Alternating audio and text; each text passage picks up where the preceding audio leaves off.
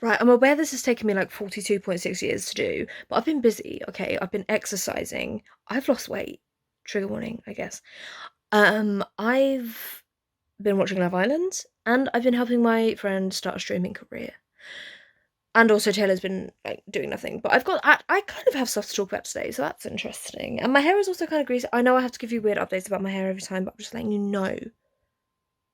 Okay? But yeah, we have a bit to talk about. Red is coming, as well, old news now, but like, bitch. Like, I'm one of those basic bitches that Red was my favourite album forever, okay? It just was. Because that was like, that album just like, that time of my life. Not to be one of them, but like, that time of my life. Wow. And I went to the Red Tour was my first ever concert, you know? And so it has special memories for me. It's also my mum's favourite, so. Um, But wow. But wow, what a moment. We didn't need two Ed Sheeran features, I'm not gonna lie. One was enough. One was enough. I was preparing myself for that. Did we need another? I don't think we did, personally. I mean, if you like Ed Sheeran, you like Ed, congratulations to you, but my, you know, taste in men is limited. Um, but Phoebe Bridgers, bitch, she's finally got the Infinity Gauntlet of gay indie women. And I'm like, you've done it. You've done it. We've got Phoebe, Clairo, fucking King Princess. I don't like her, but fucking Girl in Red, also on the fence. And, yeah. Obviously Hayley Kiyoko, but she's not really indie. Do you know what I mean? She's just like a lesbian.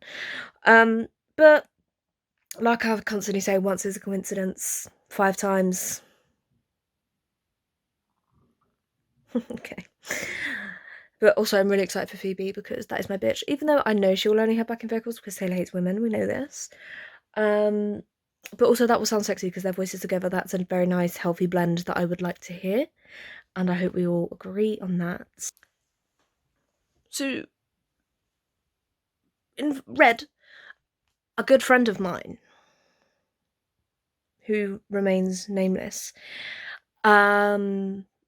No, they were giving a name, but I'm not saying it. Sent me a TikTok. And when I say my mind was blown, because I've always heard of this woman, Liz Hewitt, but I've never really explored. And this TikTok changed my life. So what I'm going to be doing is I'm going to dig deep into that. Maybe I'll do a video on that. I don't know. But this TikTok, here you go.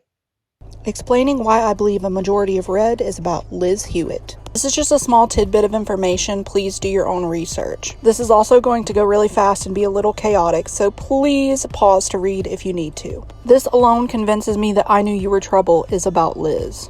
Literally the exact same shirt. Taking a deep dive into their social media interactions is adorable, as well as Taylor having photos of them around her house. There's a lot of specific gestures as well as lyrics that intertwine. Also, just look how much like a couple they look. They are obviously super close. On the extended cut version of We Are Never Ever Getting Back Together, a certain brunette with a certain hat looks a lot like Liz. She comes and leaves with Taylor, is always kind of in the background, never front and center, but it definitely reminds me a lot of Liz during the Speak Now era. Liz plays the bride in the Speak Now music video, and the Hate You music video is very interesting. Go watch it. There are tons more clues if you just research.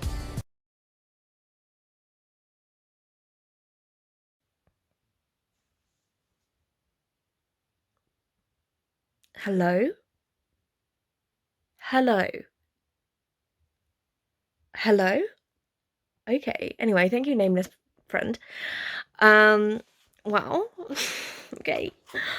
But also let me know what you're most looking forward to from Red, because I'm gonna say sad, beautiful, tragic, holy ground, and Phoebe. Sorry, I do love that bitch.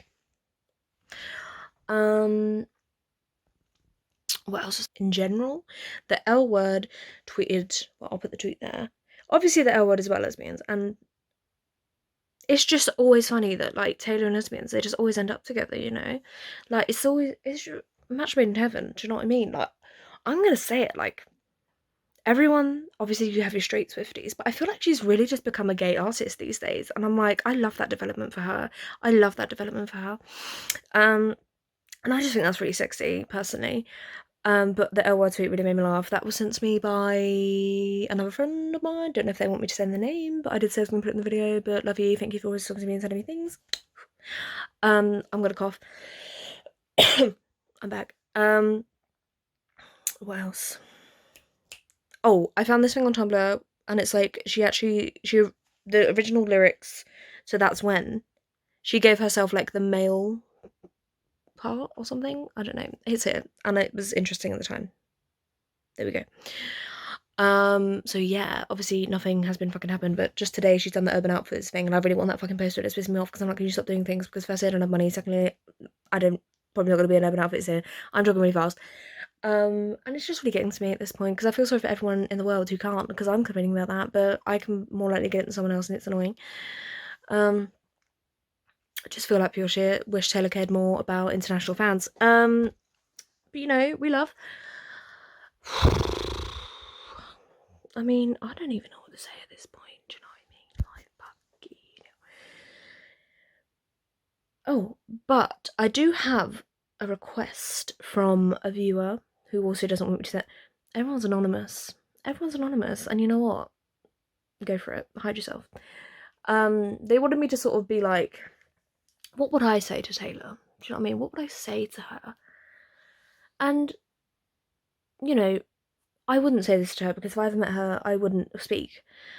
But this is, you know, what I'd like to say to her. I'd just be like, bitch, whether you are gay or not, I want you to understand that the things you have done and the happiness you have brought to the gay community by having relatable songs is fantastic.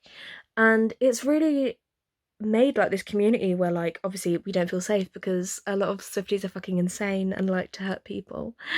But I have found this community because I always felt scared to sort of like get involved. And then when this happened, I was like, you know what? I belong here. You know, I found my place. And just by making these videos and, you know, based on your art, you have made me many friends because I'm a very shy person. I may not look like it, but in real life, if you met me, I have incredible like anxiety issues. Video for another time. But honestly, like making these videos and just like really like handing myself over to you has just really improved my life, you know? And I think it's amazing that like so many people, regardless of whatever, relate to your music in whatever way they want to, because the way that I'm stop saying you because that's cringe, because the way that she writes is just so inclusive in every way, apart from maybe like, I don't know, she's obviously white, so maybe that's not inclusive, but you know what I'm saying. But also it's okay, like if you don't want to come out, don't come out. If you want to come out, come out. Do what you gotta do.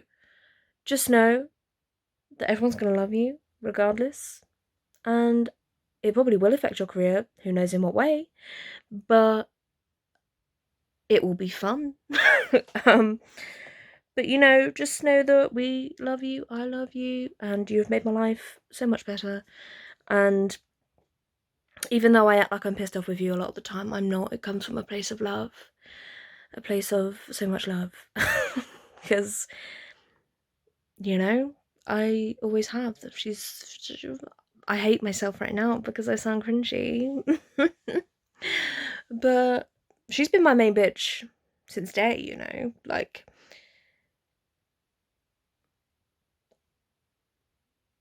And I know that you can all relate, you know what I mean? We can all. But basically, long story short, I shoved an entire bag of jelly beans up my asshole. That's it.